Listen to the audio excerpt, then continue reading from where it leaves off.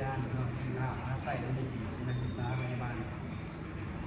ปีที่สองผมจะมาถ่ายคลิปแล้วมาชมให้วัคซีนที่จะมาวัคซีนผ่านสบายมากจะดูตาวัคซีนของเราน้อยสามารถแล้วในการตัวตายหรือตันอักเสบ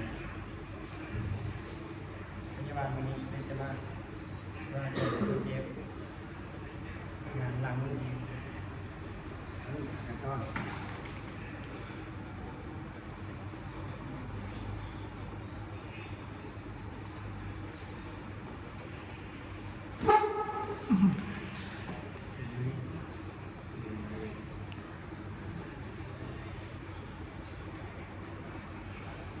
มีสักท่านที่มาเก็บตังค์ไหม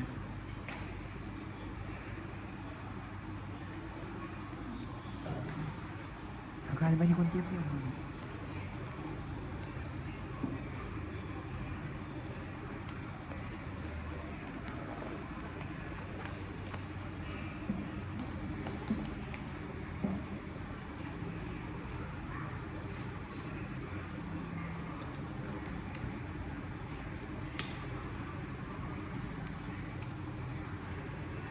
ใช่ไหมต่อครับคุณเจฟ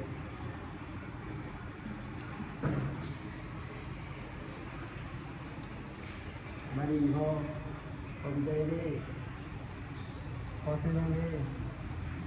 ดีหวานเลยเอาม้อยจังหวัดเดียวพอผมเนี่ยผมเนี่ยการไทยจังหวัดเดียวในดูเอง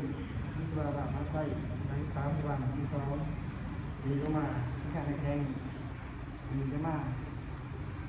ก็จอยพอดีก็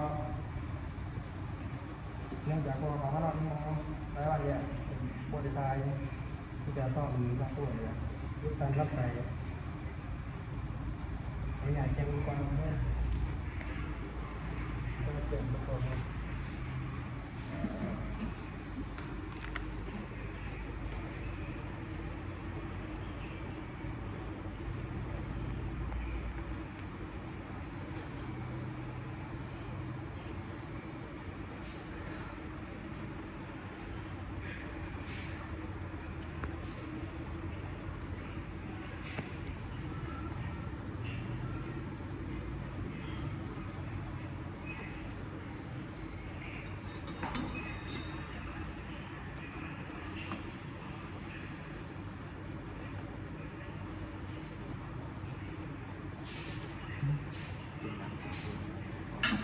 ปวดดีเอาลงลายกันไว้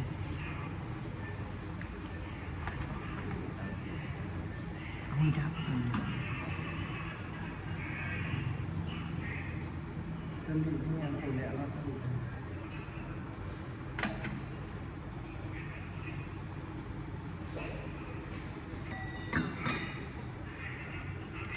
จะใส่เกียร์หรือว่าวัสดุเนาะ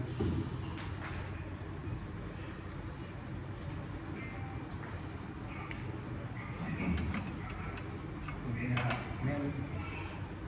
วัสดุตัวเรา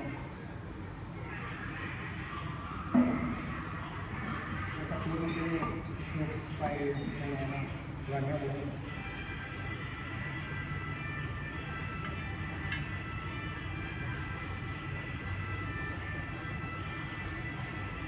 เขาต้องเป็นแบบนี้จับเนาะต้องขี่มาเขาต้องเป็นแม่งนี่เลย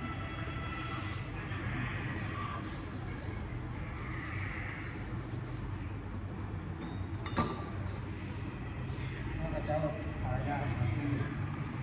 คุณเจมส์คุณอยากให้เขาด้วย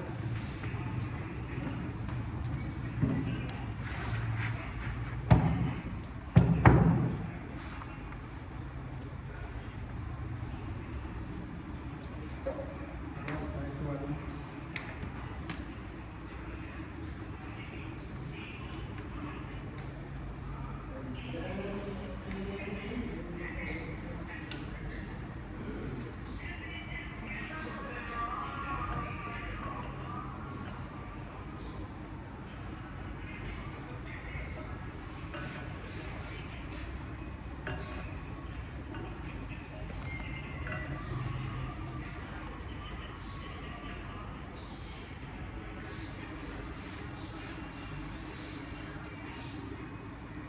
จะนั่งอุปกรณ์หาตัวเจ็บเนาะ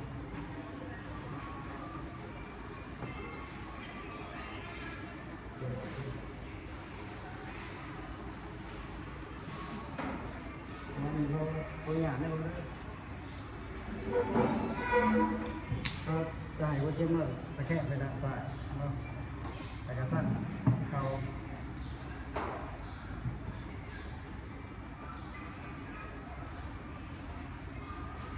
อันนี้ก็ส่วน ทำความสะอาด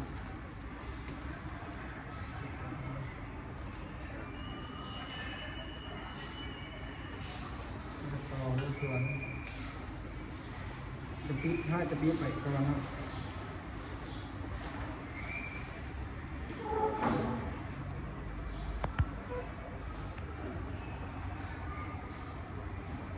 เต็ม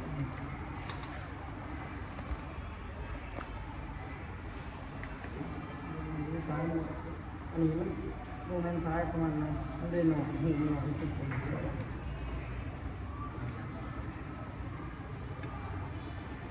นี่เราจะมาทำไมแต่ว่าเพื่อนเจ็บเนาะตัวอย่างแล้วก่อนนะ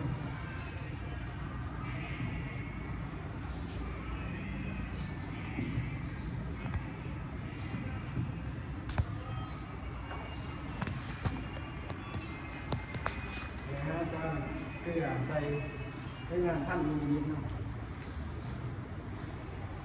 ใส่ก็ตัวได้แล้วก็จะมาละ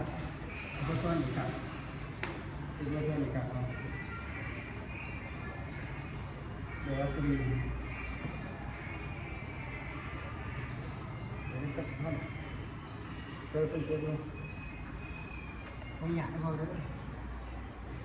เขาจะช่วยเขาให้ผู้ใหญ่มันหาเจ็บเนาะได้หน่อยมันสามารถหาถ้าการที่เขาส่วนไปคนเจ็บเราก็จะมามีการปวดท้ายบอแต่ถ้าว่ามันจะมีกับปวดท้ายหรือว่ากันถ้าเราจะเอาออกนะให้คนเจ็บพาใจโตเนาะ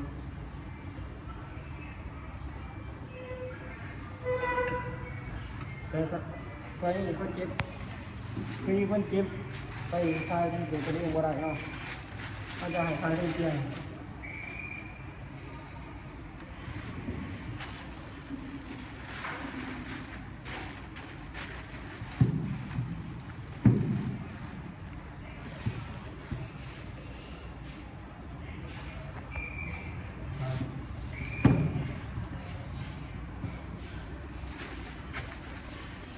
เอาไปกินที่ไงได้มาครับคือลูกสวนนับ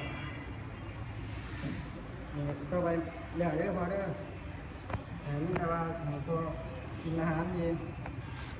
มันจะง่ายไม่ทีย่อยง่ายๆแบบกล้วยนะหุงแอปเปิ้ลแต่อาหารจะกินอาหารที่ย่อยง่ายอาหารต้มข้าวต้มก็เวลาข้าวเจ้าเอาเราจะ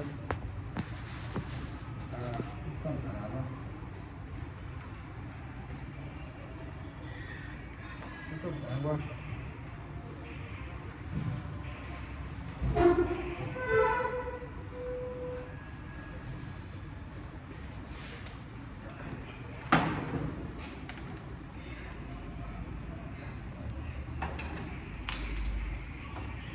คนอยากให้พอได้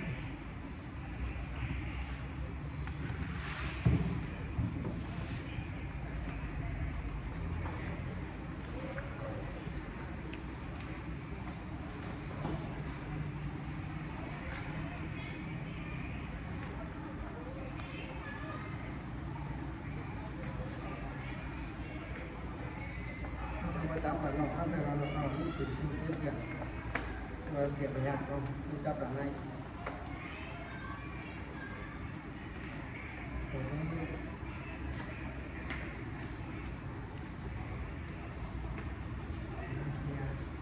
ให้จับเยี่ยมเพราะว่าตายแล้ว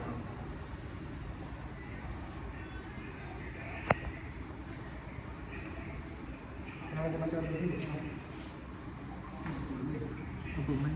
โดนเขาเลย เปล่าเลยเลย ในวันที่6 เดือน 12 2024เลยมีการแยกกระเพาะให้เป็นแย่